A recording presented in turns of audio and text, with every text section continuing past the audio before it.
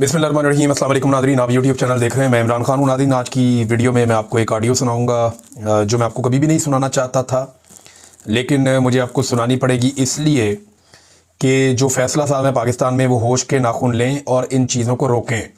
और जो एक बदले का सिलसिला शुरू किया जा रहा है या जो एक मुकदमात का सिलसिला शुरू होने वाला है कि जनाब किसी पे पीका लगा दिया जाएगा और धमकियाँ लगाई जा रही हैं, वो करने की बजाय अपने गिरबान में झांकें और इन चीज़ों को ठीक करें। मैं आपको ऑडियो सुनाऊंगा कि हो क्या रहा है, और ये ऑडियो अभी तक आपने नहीं सुनी होगी, और क्योंकि मुझे जिन्होंने भेजी उन्होंने शायद किसी और को नहीं भेजी, मेरे एक दोस्त हैं। अब नाज़रीन, सनम जावेद को पेशावर से गिरफ्तार कर लिया गया। पहली खबर तो ये है, गिरफ्तार क्या किया गया, उठा लिया गया, अगवा कर लिया गया।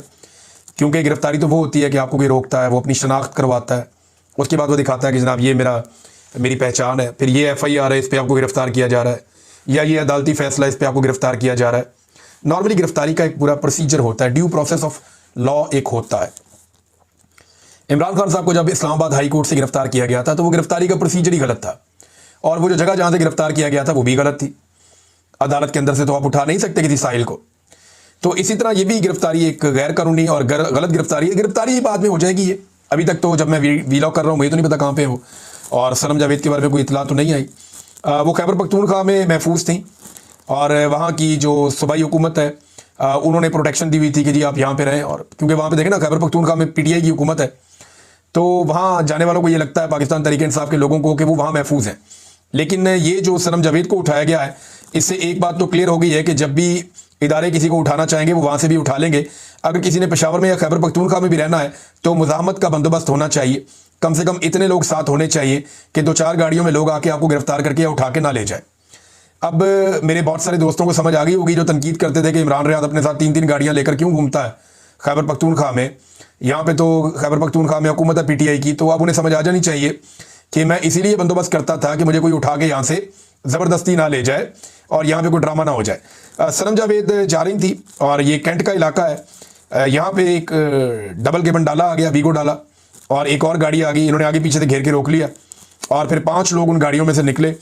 उन्होंने वहाँ से सनम जावेद को ज़बरदस्ती घसीटते हुए वो ले गए। अब ये इंतहाई सिक्योरिटी वाला इलाका है। पास ही जो है वो एहलकार खड़े हुए थे, उनमें से कोई भी आगे नहीं हुआ, किसी ने पूछा ही नहीं, बल्कि आवाज़ें भी देते रहे, कोई भी नहीं आया। और CCTV फुटेज भी नहीं आई कि कोई CCTV फुटेज अब तक सामने आ जाती कि जनाब ये CCTV फुटेज है, इसके अंदर देखा जा सकता है कि ये वाली गाड़ी आई है, ये वाली दूसरी गाड़ी आई है, ये वाले लोग आए, ये सनम जावेद को उठाकर ले गए। CCTV फुटेज भी नहीं आई। हम सारे जानते हैं एजेंसियों की कार्रवाई है, एजेंसियाँ उठाती हैं इस तरीके से। और सनम जावेद की बहन को थोड़े दिन पहले उठाया गया, फलक जावेद को, उन्हें भी एजेंसियों ने उठाया, ऐसे ही उठाया। अब सनम जावेद को उठा लिया गया पेशावर से। एक बहन को इस्लामाबाद से उठाया गया, दूसरी को पेशावर से उठाया गया। मुझे इनके वालिद गिरामी के ऊपर बहुत हमदर्दी है कि वो बहुत मुश्किल वक्त देख रहे हैं। पहले उनकी एक बेटी को बड़ा लंबा अरसा गिरफ्तार रखा गया, अब उनकी दूसरी बेटी को गिरफ्तार किया गया है। बकौल उनकी दूसरी बेटी के जो फलक जावेद हैं वो ये बताती है कि उनके ऊपर ना सिर्फ तशद्दुद के तरीके आजमाए जाते हैं, बल्कि उनको ज़हनी तशद्दुद किया जाता है, और कुछ वहाँ पे उनके साथ बड़ी ज़ूमानी और बड़ी घटिया गुफ्तगू भी की जाती है, जो यहाँ बताना तो मुनासिब नहीं है। लेकिन वो खातून होने के बावजूद उन्होंने इतना बर्दाश्त किया कि उन्हें फिर वो बोलना पड़ा। अदालत में आकर उन्होंने मीडिया को बताया कि मेरे साथ किस किस्म के अल्फाज और घटिया गुफ्तगू इस्तेमाल की जाती है दौरान तफ्तीश। अब खैबर पख्तूनख्वा के अंदर कुछ जो अली अमीन गंडापुर साहब के हमायती हैं वो सोशल मीडिया पे जश्न मना रहे हैं कि जनाब हमने सनम जावेद की अगवा की FIR दर्ज कर ली है, और साथ में हवाले ये दे रहे हैं जश्न मनाने के कि पंजाब में जब इमरान खान साहब पे गोली चली थी तो PTI की हुकूमत होने के बावजूद ये कहा जा रहा है जी तब FIR नहीं हो सकी, और देखिए हमने सनम जावेद की अगवा की FIR यहाँ पे नामालूम अफराद के खिलाफ काट दी है। तो मैं ज़रा थोड़े हकायक बता दूँ। इमरान खान साहब पे जब गोली चली पंजाब में तो FIR दर्ज करने पर किसी को एतराज़ नहीं था।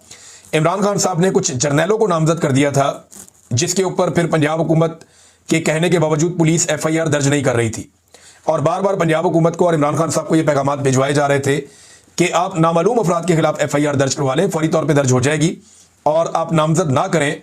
फैसल नसीर साहब को नामजद किया हुआ था, कोई 1-2 लोग और थे उन्हें नामजद किया हुआ था इमरान खान साहब ने, जिस पे बड़ा एतराज़ था कि जी ये हम नहीं होने देंगे, और फिर नहीं हुई FIR।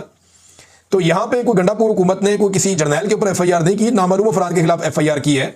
और ये तो रोज़ाना की बुनियाद पे पूरे पाकिस्तान में हर जगह पे नामालूम अफराद के खिलाफ FIRs होती हैं। इसको कारनामा बता के वो क्या साबित करना चाहते हैं गंडापुर साहब के हमायती कि कोई बहुत बड़ा उन्होंने कोई कारनामा कर दिया है।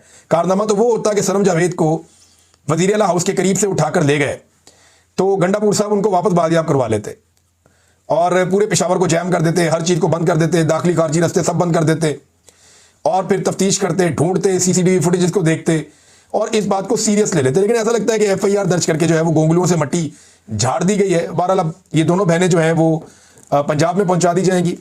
गालिबन जो सनम जावेद हैं उन पे क्योंकि एक सजा उन्हें हो चुकी है 9 मई के मामले में, तो उसमें उनको डाल दिया जाएगा। जबकि जो दूसरी बहन है उस जज साहब जो है उसका रिमांड पे रिमांड दे रहे हैं। नादरीन, पाकिस्तान के DGISI आसिम मलिक साहब को बतौर DGISI काम जारी रखने की हिदायत कर दी गई है। सादा लफ्जों में यह है कि उन्हें एक्सटेंशन मिल गई है, यानी इनकी जगह कोई और ऑफिसर इस काबिल नहीं था कि जिम्मेदारी अदा कर सके, या कम अज कम फील्ड मार्शल आसिम मुनीर साहब की नज़र में अब वो किसी और को इस काबिल नहीं समझते, उन्होंने इन्हीं को कंटिन्यू करवा दिया है।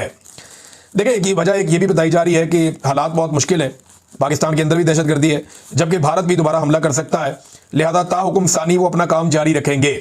अब मैं आपको एक चीज़ याद दिलाता हूँ, जब इमरान खान साहब की हुकूमत थी ना, तो उस वक्त फैज़ हमीद को तब्दील करने का फैसला किया गया और जनरल बाजवा ने फैसला किया कि वो जनरल नदीम अंजुम को लाएंगे। बाद में जनरल बाजवा ये भी कहते रहे कि जनरल नदीम अंजुम को लाना उनकी एक बहुत बड़ी गलती साबित हुई, लेकिन चले फैसला हो गया कि नदीम अंजुम साहब को लेकर आएंगे और जनरल फैज़ हमीद को हटा देंगे। तो इमरान खान साहब ने कहा कि हालात ऐसे हैं, खित्ते में बहुत बड़ा गेम चेंजर हो रहा है, अमेरिका यहाँ से निकल कर जा रहा है। एक इनखला की सिचुएशन के बाद यहाँ पे अफगानिस्तान की पॉलिसी के हवाले से हमें एक DGISI को थोड़ा अरसा और कंटिन्यू करवाना चाहिए। लेकिन तब बहुत सारे लोगों ने ये आर्गूमेंट दिया कि फौज के तमाम अफसरान बड़े काबिल हैं, जो बाकी जर्नैल हैं वो भी इतनी काबिलियत रखते हैं, जनरल फैज़ हमीद साहब कोई आसमान से उतर कर नहीं आए हुए, और लिहाजा अब जो अगला जर्नैल है उसको लाया जाए और वो आकर अपना काम करे। ये उस वक्त आर्गूमेंट आ रहा था। लेकिन अब वो लोग ये कह रहे हैं कि जी हालात बहुत ख़राब हैं, लिहाजा जनरल साहब को कंटिन्यू करना पड़ेगा DGISI के तौर पे।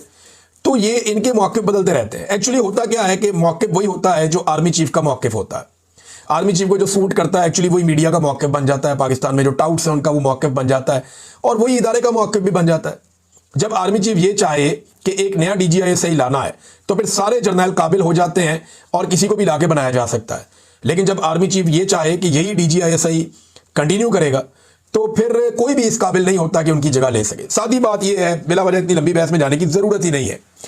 अब नादरीन, एक और चीज़ मैं आपके साथ शेयर करता हूँ। ये जो ऑडियोज़ वाला मैंने आपको मामला कहा था, तो ये 2 ऑडियो था मेरे पास। पहली ऑडियो मैं आपको सुनाता हूँ, फिर दूसरी थोड़ी सी मैंने स्पीड इसकी तेज़ की है क्योंकि ऑडियो बहुत लंबी है। ये नौजवान है, इनका ताल्लुक है जनाब आज़ाद कश्मीर से, और इनके साथ जो वाक़या पेश आया, ये इस्लामाबाद एयरपोर्ट गए अपने भाई को छोड़ने के लिए, और वहाँ से वापसी पे इनके साथ पुलिस ने क्या वाक़या किया, ज़रा ये वाक़या आप सुन लीजिए। अस्सलाम वालेकुम रहमतुल्लाह। कैसे हैं भाई? खैरियत है? ठीक है। अच्छा भाई, ये सुनिए, ये माना कि हम लोग इधर से भाई की फ्लाइट थी तकरीबन 4 बजे की, तो 12 बजे होना था। हम 4 लोग इधर से गए, मैं मेरे भाई के साथ, जो वहाँ गए इफ्तिखार नाम है उनका, मेरा नाम है अयाज अशरफ। मैं बेसिकली निजात से बिलोंग करता हूँ, लेकिन जो है अभी रिसेंटली हम लोग इधर कोल्डी में रह रहे हैं। ठीक है। तो मेरे जो दूसरे थे वही कोई लड़का था, वो दोस्त था मेरा, और दूसरा भी मेरा दोस्त था, वो शायद नाम का लड़का है, वो खड़ भी रहता है इधर। ठीक है। तो हम लोग इधर से गए, तो जाते ही इन्होंने ना हमें जो इंटरव्यू है इस्लामाबाद में, तो हमें इन्होंने एक जगह पे रुकाया, चेकिंग वगैरह किया। ठीक है। तो उधर भी हमको ये लोग कह रहे थे कि जो है ना आपके डॉक्यूमेंट्स पूरे नहीं है। हम लोगों ने A to Z हर एक चीज़ को क्लियर किया। ठीक है। हम लोगों ने क्लियर किया, इन्होंने कहा कि ठीक है आप लोग जाएं। ठीक है। हम लोग गए, बाइकों ने ड्रॉप किया, उन्होंने हमें रिस्पॉन्स किया कि आप जो है ना हमारी वोटिंग कंप्लीट हो गई तो आप लोग वापस चले जाएं। ठीक है। हम जो ही तकरीबन 8-10 मिनट की मुसाफत पे हम लोग आगे आए ना एयरपोर्ट से, तो गाड़ी पे आगे ये जो है ना चौकी पे हमने हम लोगों को इन्होंने रुका है। ठीक है। रोके फिर इन्होंने ये बात बोली कि जो है ना आप किधर से आए, क्या सीनियर जैसे पूछते होते हैं, तो हम लोगों ने कहा कश्मीर से। इन्होंने लिटरली कश्मीर का नाम सुनते ही ना इन्होंने क्या किया कि इन्होंने गाड़ी साइड पे लगवा दी। गाड़ी साइड पे लगवाई तो फिर हमें आके जो लड़का था जिसके पास लाइसेंस था ड्राइविंग कर रहा था, वो उससे चेकिंग वगैरह किया, सारा कुछ किया। फिर हमसे चेकिंग किया गाड़ी की, ओवरऑल चेकिंग किया सारी, ठीक है, कुछ भी नहीं मिला हमको। ठीक है। फिर हमको कहते हैं कि हमने ऐसे अपने हाथ में जैसे कैजुअली बंदा फोन पकड़ता है, ऐसे हमने अपने हाथ में फोन पकड़ा हुआ था। जब हमको कुछ भी नहीं मिला था, बेटा वो देखते रहे, कोई भी सवाल ढूंढते रहे कि हम इनको किसी भी तरीके से कंसर्न, लेकिन वो नहीं हो सका। उन्होंने कहा कि आप लोग हमारी वीडियोस बना रहे हैं। मुझे डायरेक्टली पॉइंट उठा के उन्होंने बोला कि आप हमारी वीडियो बना रहे हैं। मैंने कहा मैं नहीं वीडियो बना रहा, आपके पास क्या सबूत है? मैंने उसी वक्त फोन ओपन करके मैंने कहा ये देखिए मेरे पास ये जो रिसेंटली क्लिक हुई चीज होती है, ये शो हो जाती है, मैंने आपकी वीडियो बनाई थी तो ये तो आपको शो हो जाती है। ठीक है। उन्होंने बोला कि नहीं जी, आप जो है ना आपने वीडियो नहीं तो आप पे 295 का FIR कटेगी। ठीक है। तो आप थाने में चलो। ठीक है। थाने में चलो। ठीक है। उस वक्त मुझे कहा कि आप बाइक पे बैठो, और जो दूसरे लड़के थे हमारी गाड़ी में एक पुलिस वाला आके बैठा है, तो वो चले गए थाने में, वो लोग आगे चले गए। ठीक है। तो जो हमारे जिसके साथ मैं गया हूं पुलिस वाला था जो, ठीक है, उसने उसको इन लोकेशन नहीं बताई कौन से रास्ते से जाना है। तो हम लोग आगे गए तो उसने बार बार उसको कॉल करता है कि कहां पहुंचे हो आप लोग, मैं कौन से रूट से हूं, क्या करूं, उसने रिस्पांस नहीं दिया। और ये वाला पुलिस वाला जो मेरे साथ है इसने उसको काफी सारी गालियां भी दी हैं कि ये मुझे बता के चला गया। ठीक है। मुझे तकरीबन इस सिलसिले में 10-15 मिनट जो है ना डिले हो गया मेरा। वो लोग पहले से ही चले गए थाने में, मेरे दोस्त और वो जो दूसरा बंदा था पुलिस वाला।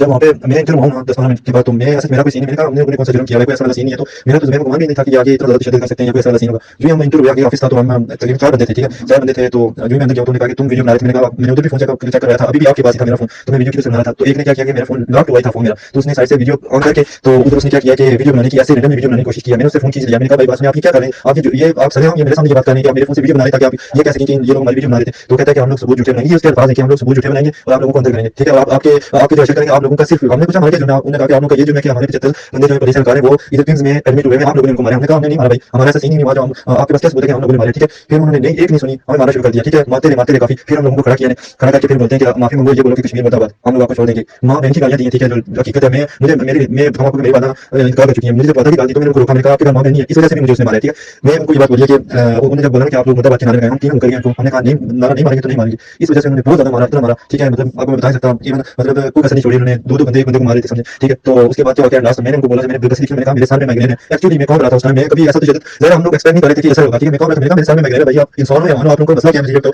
मैंने कहा मुझे साइड पे खोलो, मुझे बात तो सुनो, जालमो मुझे साइड पे बिठाया पौनी बनाया। तो उस वक्त उनको ये फील हुआ कि ये क्या पता इसका इशू बन जाए, सीरियस इशू बन जाएगा। उसके बाद उन्होंने क्या किया, हमारे उनसे फोन नंबर कलेक्ट किए, ठीक है। बाकी जो है एड्रेस वगैरह डिटेल लिखी है, बाकी हम लोगों की पिक्स बनाई है, एक अकेले में फिर ग्रुप पिक्स बनाई है तीनों की, ठीक है। उसके बाद उन्होंने ये बात बोली कि अगर आप लोग इधर से बाहर किसी को ये बात पता चली तो आप याद रखिएगा, आप जान से मारे जाएंगे, ठीक है।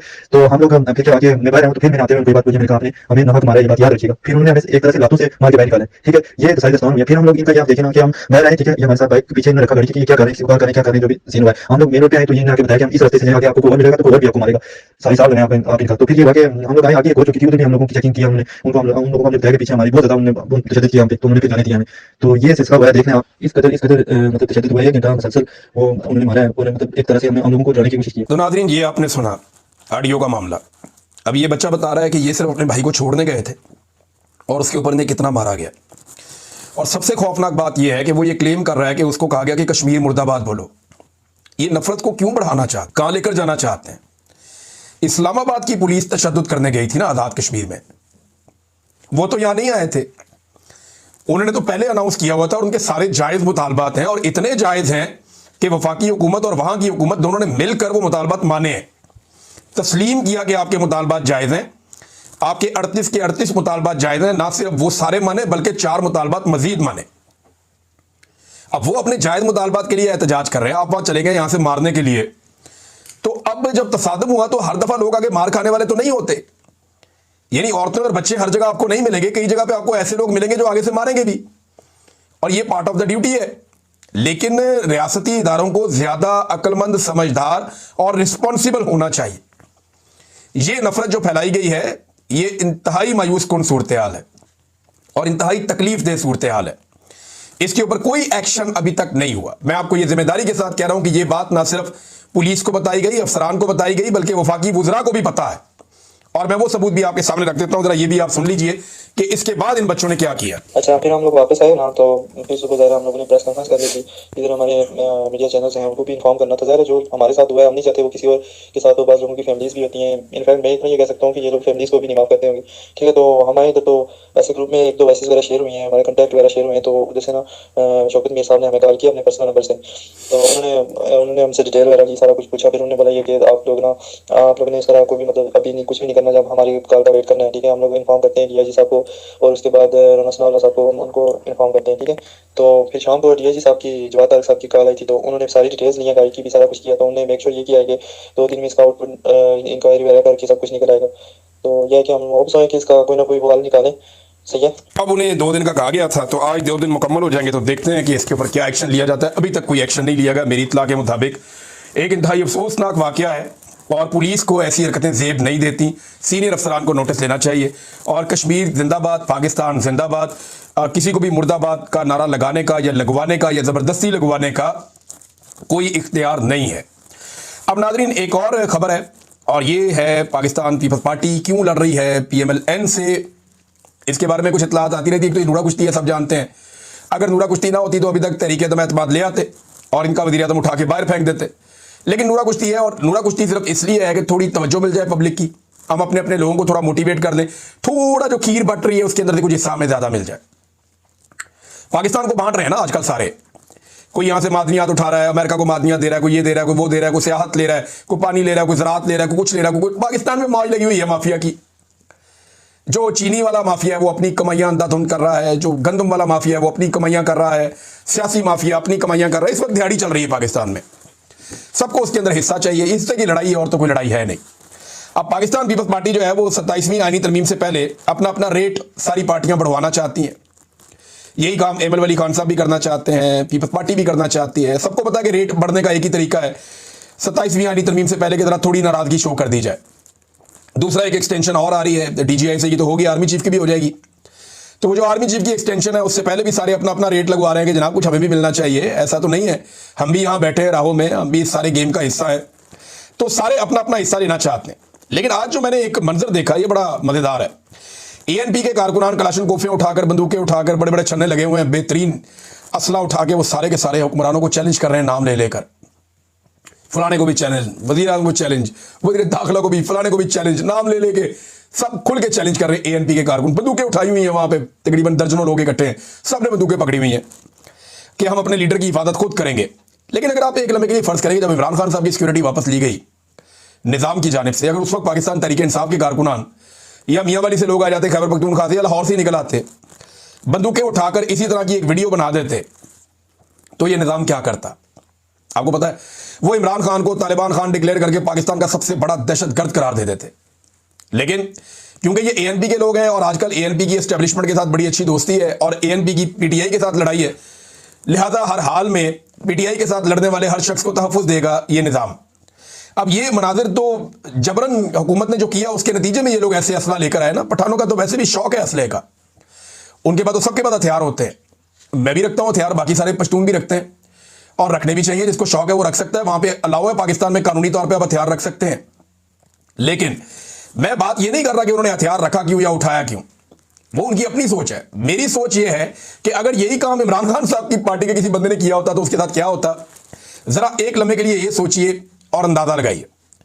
इस्लामाबाद में जो एक झंडा TTP का दिखाई दिया, उसके बारे में कुछ लोग ये दावा कर रहे हैं कि ये झंडा इंतजामिया ने खुद लगवा के खुद खबर चलवाई है। वजह यह है ताकि रेलिवेंसी बढ़ जाए दहशतगर्दी के खिलाफ जंग की, और एक माहौल बनाया जाए कि देखिए जी वो यहाँ तक पहुँच गए हैं, हमें फौरी तौर पे एक ऑपरेशन करना पड़ेगा। जैसे कि माजी में कहा गया कि दहशतगर्द स्वात पहुँच गए, अब इस्लामाबाद पहुँचने वाले हैं, मारगला की पहाड़ियों पर आ गए हैं, लिहाजा एक ऑपरेशन नागुदीर हो चुका है। बहुत सारे ऑपरेशन हुए लेकिन आज तक पाकिस्तान में अमन नहीं आया। हर ऑपरेशन के बाद अमन की बजाय बदअमनी बढ़ जाती है। अब एमर वली खान साहब जो है उनकी गिरफ्तारी की इतलात आई, लेकिन सारी तरदीद भी आ गई कि उनकी गिरफ्तारी नहीं हुई और मुझे नहीं लगता उनकी गिरफ्तारी होगी। मुझे ऐसा लगता है कि एमर वली खान साहब रुजू कर लेंगे बहुत जल्दी और चीज़ें नॉर्मलाइज हो जाएंगी, क्योंकि उनके बेनिफिट्स बहुत बड़े हैं ना। एक तो उन्हें सेनेटर बनाया बलूचिस्तान से, तो हम सब जानते हैं कि वो एस्टेब्लिशमेंट ने उन्हें बलूचिस्तान से सेनेटर बनाया, तो वो एस्टेब्लिशमेंट की नाराजगी मोल नहीं ले सकते। दूसरा, एमर वली खान साहब जो है वो मिनिस्टर इनक्लेव के अंदर, ये इस्लामाबाद की सबसे पोश लोकेशन है मिनिस्टर्स इनक्लेव। मैंने एक दो दफा अंदर से देखा, एक दौर में मैं गया था नवाज शरीफ साहब के दौर में और एक दफा मैं PTI के दौर में गया था। ये दो दौर में मैं उसके अंदर गया हूं। मैंने जाके अंदर से देखा क्या वो लेविश किस्म का लाइफस्टाइल है। अंदर बड़े बड़े खूबसूरत बंगले बने हुए हैं, बड़ी प्यारी सड़कें बनी हुई हैं, बागात हैं, जंगल है, बहुत प्यारा है। मिनिस्टर इनक्लेव जो है ना, वो किसी की ख्वाहिश हो सकती है कि उसको अंदर से जाके देखे, इतना प्यारा है वो। वहां पे बंगला नंबर 7 जो है, 7 नंबर, ये सवाल किया गया इमर वली खान से कि आप ये बंगला नंबर 7 में क्या कर रहे हैं, आप इसे क्यों नहीं छोड़ देते, आप तो मिनिस्टर भी नहीं है, तो मिनिस्टर इनक्लेव में आपका बंगला क्यों है। तो साथ ही इमर वली खान साहब गुस्सा कर गए, उन्होंने कहा जी क्यों, मैं क्यों छोड़ूं, तुमने मुझे दिया। और यार बात ये है, कौम के पैसे से आप वहां पे रहते हैं, आप तो मिनिस्टर नहीं है ना, आप हुकूमत का हिस्सा है, बल्कि आपकी तो हुकूमत के साथ लड़ाई चल रही है, तो आप वो बंगला छोड़ दे। बंगला भी नहीं छोड़ेंगे, बंगले के अंदर भी रहेंगे। मिनिस्टर इनक्लेव का बंगला नंबर 7 जो है, इमर वली खान साहब उसमें रहते हैं और उसको छोड़ते भी नहीं है।